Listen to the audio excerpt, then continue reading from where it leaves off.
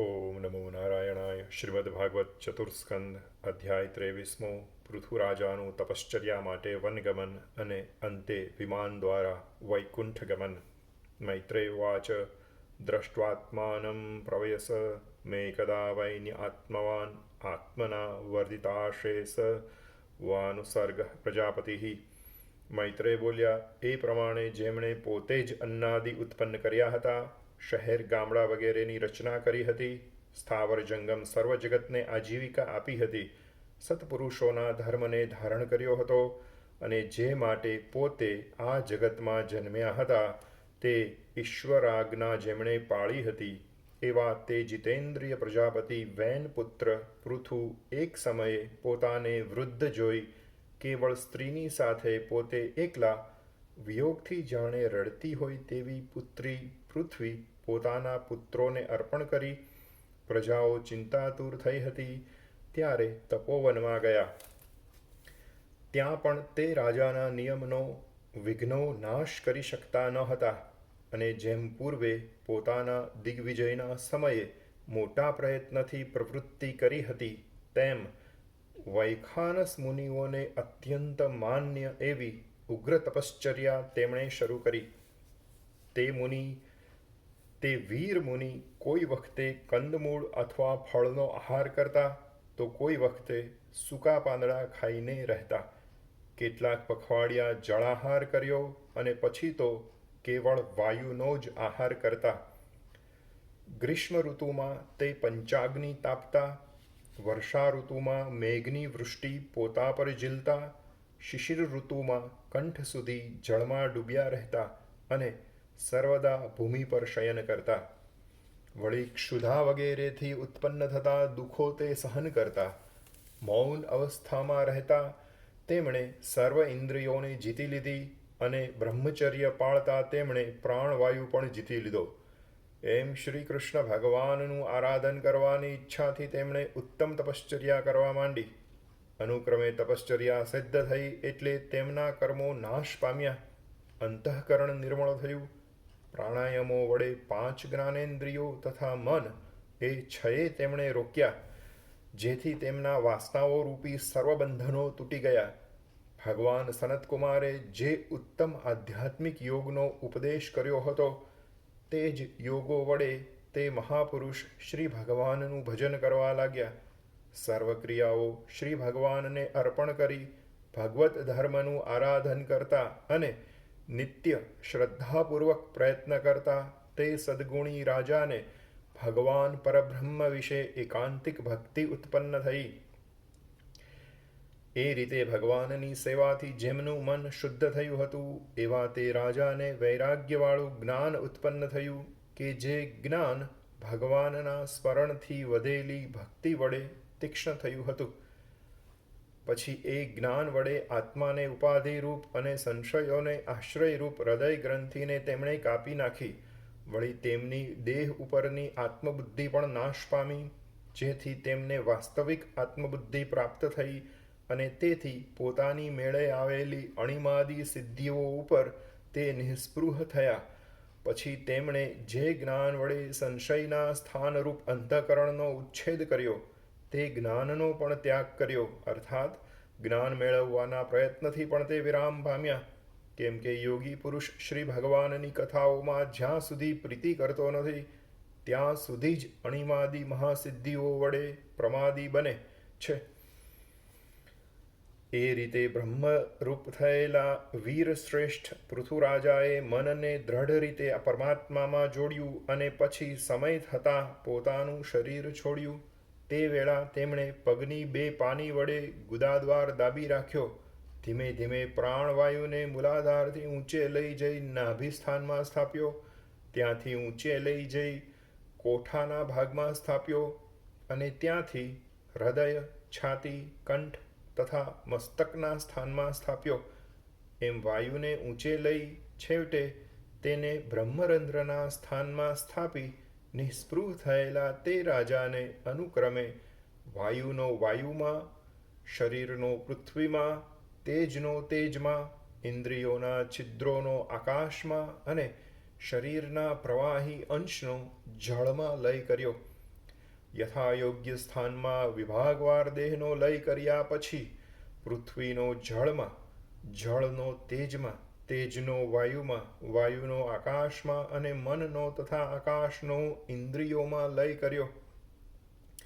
ઇન્દ્રિયોનો શબ્દાદિ તન્માત્રાઓમાં અને તે તન્માત્રાઓનો સર્વભૂતોના આદિ અહંકાર સાથે લય કરી તે અહંકારનો મહત્તત્વમાં લય કર્યો.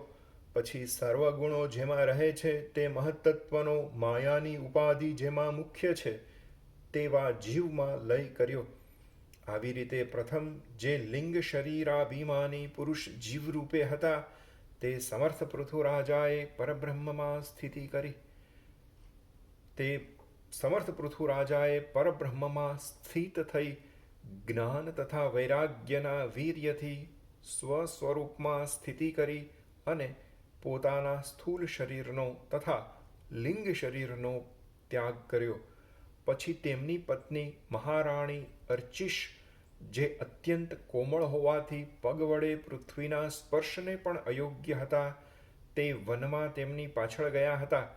પોતાના સ્વામીના વ્રત ધર્મ પરની નિષ્ઠાથી, સેવાથી અને કંદમૂળ આદિ ઋષિલોકોની આજીવિકા કરવાથી તે અત્યંત દુબળા થયા હતા, તો પણ દુઃખ પામ્યા ન હતા, કેમ કે તેમને પતિના હાથનો સ્પર્શ થવાથી તથા પતિ તરફના માનથી શાંતિ થઈ હતી.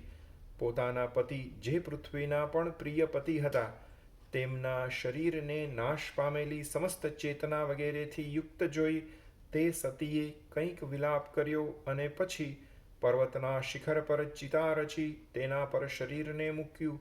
તેમ બીજું પણ તે સમયનું યોગ્ય કૃત્ય કરી તેણે નદીના જળમાં સ્નાન કર્યું અને પછી ઉદાર કર્મ કરનારા પતિને જલાંજલિ આપી સ્વર્ગમાં તેમણે દેવોને નમસ્કાર કરી ચિતાને 3 પ્રદક્ષિણા કરીને સ્વામીના ચરણોનું ધ્યાન કરતા અગ્નિમાં પ્રવેશ કર્યો. એ રીતે પતિવ્રતા અર્ચિશને વીર શ્રેષ્ઠ પતિ પૃથુરાજાની પાછળ સતી થયેલા જોઈ વર આપનારી હજારો દેવપત્નીઓ દેવોની સાથે તેમની સ્તુતિ કરવા લાગી. વળી મંદ્રાચલના તે શિખર ઉપર દેવાંગનાઓએ પુષ્પવૃષ્ટિ કરી અને દેવોના વાદિંત્રો વાગ્યા ત્યારે તેઓ પરસ્પર કહેવા લાગી.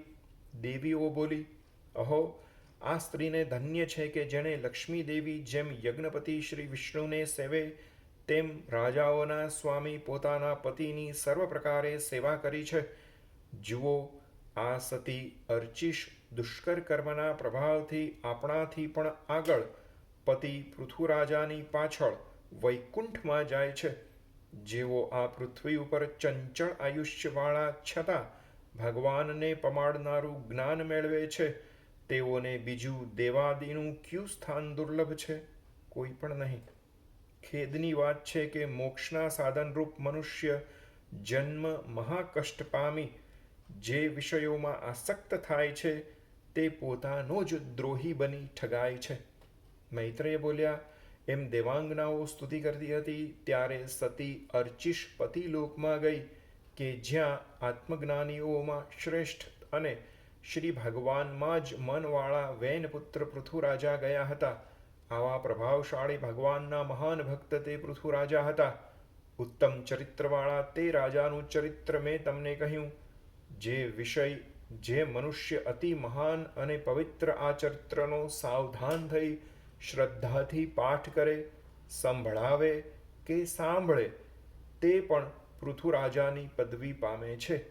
જો બ્રાહ્મણ હોય તો બ્રહ્મતેજવાળો થાય, ક્ષત્રિય પૃથ્વીનો અને વૈશ્ય વૈશ્યોનો તથા પશુ વગેરેનો સ્વામી થાય છે અને શુદ્ર શ્રેષ્ઠતા પામે છે. હર કોઈ સ્ત્રી કે પુરુષ આદરપૂર્વક 3 વાર આ ચરિત્ર સાંભળવાથી પ્રજારહિત હોય તો ઘણી જ ઉત્તમ પ્રજાવાળો થાય, નિર્ધન અત્યંત ધનવાન થાય, બરાબર પ્રખ્યાત કીર્તિવાળો ન હોય તો મહાયશસ્વી થાય અને મૂર્ખ પંડિત થાય. વળી આ ચરિત્ર સર્વ વર્ણાશ્રમ ધર્મવાળાઓનું સર્વથા કલ્યાણ કરનાર, અમંગળને દૂર કરનાર, ધન યશ આયુષ્ય તથા સ્વર્ગ આપનાર અને કલિયુગના મેલનો નાશ કરનાર છે. જે મનુષ્યો ધર્મ અર્થ કામ તથા મોક્ષ એ 4 પુરુષાર્થોની ઉત્તમ સિદ્ધિ ઈચ્છતા હોય તેઓએ 4 પુરુષાર્થોનું ઉત્તમ કારણ આ ચરિત્ર શ્રદ્ધાથી સાંભળવું. વિજય ઈચ્છતો રાજા આ ચરિત્ર સાંભળી જે રાજાઓ પર ચડાઈ કરે તે રાજાઓ તેને પૃથુ રાજાને પૂર્વના રાજાઓની પેઠે કર આપે છે. માટે સર્વ સંસાર સંગ છોડી ભગવાન વિશે નિર્મળ ભક્તિ ધારણ કરી પૃથુ રાજાનું પવિત્ર ચરિત્ર સંભળાવવું અને તેનો પાઠ કરવો. હે વિચિત્ર વીર્યના પુત્ર વિદુરજી, ભગવાનના મહાત્મ્યને સૂચવનારું આ ચરિત્ર મેં તમને કહ્યું. તેમાં જે મનુષ્ય શ્રવણાદિની બુદ્ધિ કરે તે પૃથુ રાજાની ગતિ પામે છે.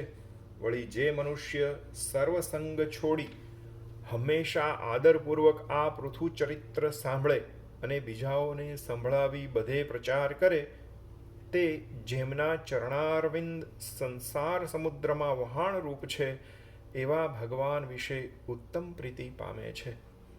આ સાથે 39 શ્લોકોનો આ 23મો અધ્યાય સમાપ્ત થાય છે.